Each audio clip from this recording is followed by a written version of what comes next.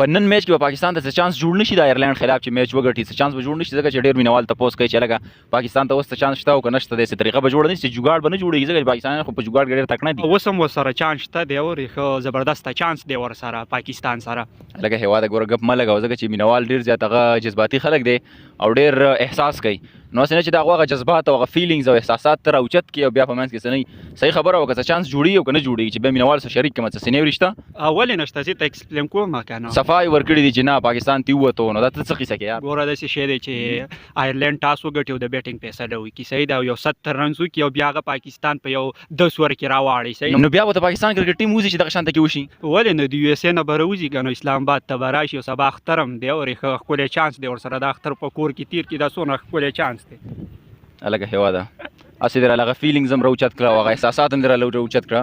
ما ویل کنه که څه چانس ورته جوړېږي چې یاره په 70 رنز باندې راختم کړي او بیا پاکستان په 10 اوور کې چیز کړي نو موږ ډېر زیات خوشحاله خدای دې پوهه کړه نو دا خو ډېر ښکلی چانس دی ورسره بس دغه دې وکړي په 10 اوور کې دې راواړي خپل ګیم دې ټوک ټوک ګیم دې وکړي او رضوان صاحب هم دې 50 ووایي او بابر صاحب هم دې 50 ووایي او بیا به راځي کور ته اخراني هسې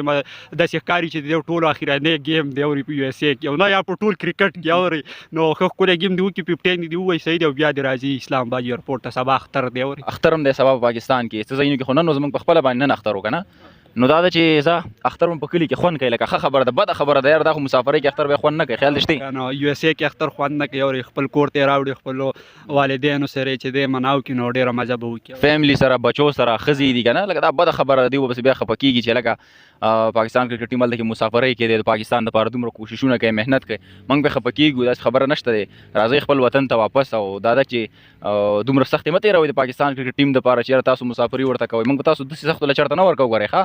دومره احساس موږ کې شته دی ستاسو دپاره په اخره کې پاکستان کرکټ ټیم له څه پیغام ورکوئ داسې دی چې ډېر